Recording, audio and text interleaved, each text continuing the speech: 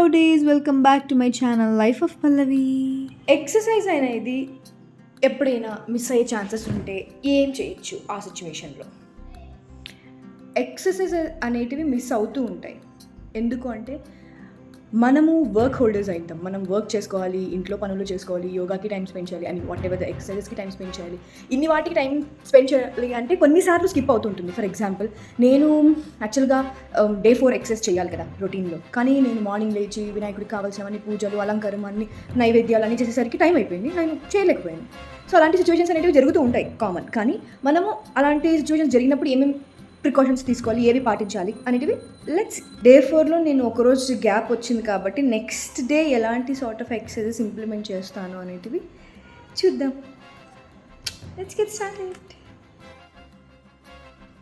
ఓం చాంటింగ్తో స్టార్ట్ చేసేసాను. ఓం చాంటింగ్ వల్ల బెనిఫిట్స్ మనం ఆల్రెడీ మాట్లాడుకునిందే.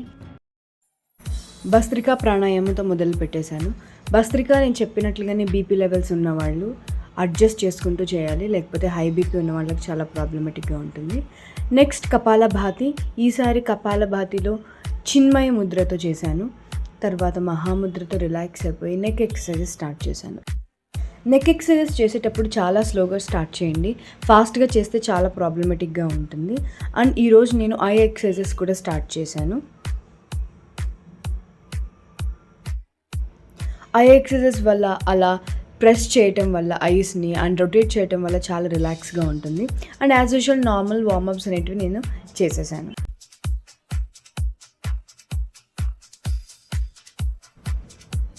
హ్యాండ్ ఎక్సర్సైజ్ వల్ల చాలా రిజల్ట్ ఓరియంటెడ్గా అనిపించాయి. ఈ ఎక్సర్సైజ్ షోల్డర్స్ హెవీగా ఉన్న వాళ్ళు చేయటం వల్ల ఎఫెక్టివ్గా ఉంటుంది. 3 సెట్స్ చేయొచ్చు వాళ్ళు. అండ్ ట్విస్టింగ్ హ్యాండ్ ఎక్సర్సైజ్ కూడా చాలా బెనిఫిషియల్గా అనిపించింది.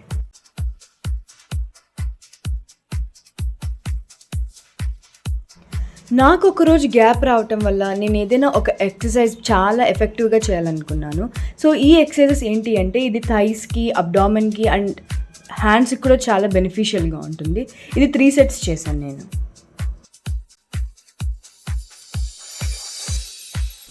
మార్జరీ చేసేటప్పుడు కూడా చాలా జాగ్రత్తగా చేయాలి, ఎందుకంటే నెక్ ఎక్సర్సైజెస్ కూడా ఇక్కడ యాడ్ అయింది కాబట్టి.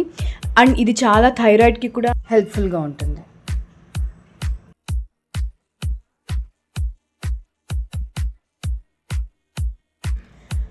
హై బీపీ ఉన్నవాళ్ళు టోస్ని, ఫూట్ని ఇలా ట్విస్ట్ చేయటం వల్ల, స్ట్రెచ్ చేయటం వల్ల, clock wise, anti clock wise rotate చేయటం వల్ల బ్లడ్ ప్రెషర్ అనేది ఎక్కువగా ఉండదు అండ్ బాడీ చాలా రిలాక్స్డ్గా ఉంటుంది. నేను ఎప్పుడూ చెప్పేది వార్మప్స్ అనేటివి చాలా ఇంపార్టెంట్ అని. ఇప్పుడు నేను చేసే వార్మప్స్ కూడా యోగాలో వీటికంటే ఒక స్పెషల్ బెనిఫిట్స్ అనేటివి ఉంటాయి.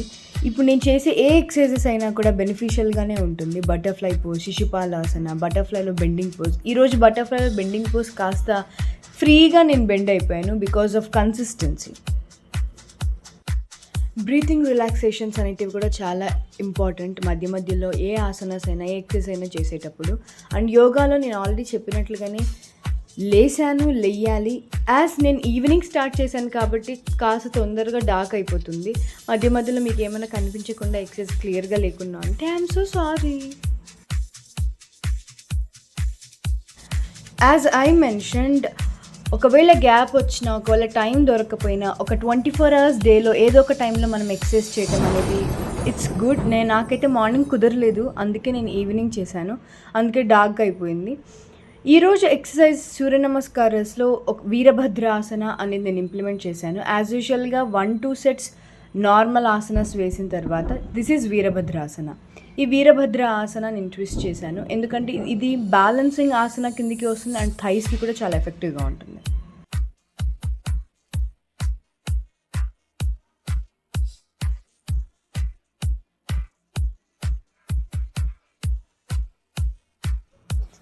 వీరభద్ర ఆసన కూడా నేను 2 సెట్స్ చేశాను అండ్ నార్మల్ ఆసనాస్ నేను 2 సెట్స్ చేశాను. ఈ సూర్య నమస్కారాస్ టోటల్గా 4 సెట్స్ అవ్వడం జరిగింది. ఒక 1 వీక్ ఇలా 5 సెట్స్ కానీ 4 సెట్స్ కానీ చేస్తే మంచిది, ఎందుకంటే హెవీగా ఎక్సర్సైజ్ ఒకేసారి చేయటం అనేది ఎప్పటికీ కరెక్ట్ కాదు. దట్టు యోగాలో ఏంటి అంటే స్లోగా ఆసనాస్ అనేటివి స్టార్ట్ చేస్తూ ఉంటాము, ఫెటీక్ అయిపోతూ ఉంటారు కొన్నిసార్లు ఫాస్ట్ చేయటంలో, ఎందుకంటే ఇట్స్ నాట్ నార్మల్ ఎక్సర్సైజెస్ కదా, ఆసనాస్ అనేటివి చాలా డిఫరెంట్గా ఉంటాయి. సో సో ఎక్కడైనా అక్కడ ఇక్కడ నర్వ్స్ కానీ స్టక్ అయిపోవడం పట్టేయటం అనేటివి జరుగుతూ ఉంటాయి. అందుకే slow and steady wins the race. స్లోగా స్టార్ట్ చేయడం చాలా ఇంపార్టెంట్. నేను ఈ 1 వీక్ 4 సెట్స్ లేదా 5 సెట్స్ ఆఫ్ సూర్య నమస్కారం స్టార్ట్ చేశాను. ఈవినింగ్ కదా, మేడపైన ఫుల్ గాలి రావటం వల్ల నా కెమెరా అయితే అస్సలు కింద పడిపోతూనే ఉంది. బట్ స్టిల్ అడ్జస్ట్ అవుతూ అలాగే చేశాను.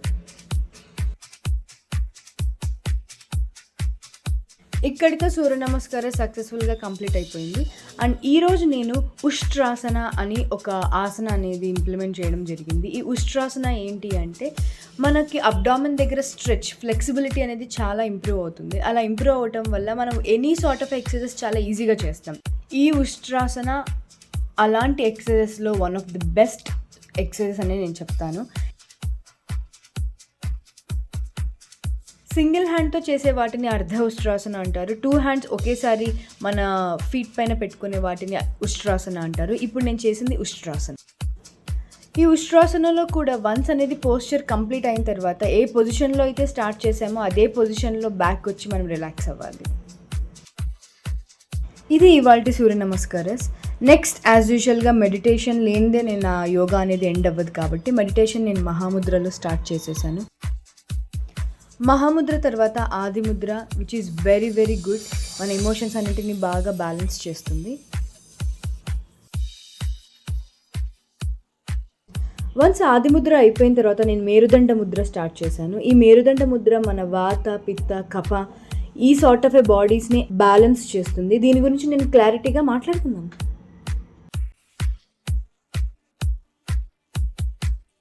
మేరుదండ ముద్ర అయిపోయాక ఆది ముద్రలో కాస్త రిలాక్స్ అయ్యి మహాముద్రతో ఎండ్ చేసేసాను.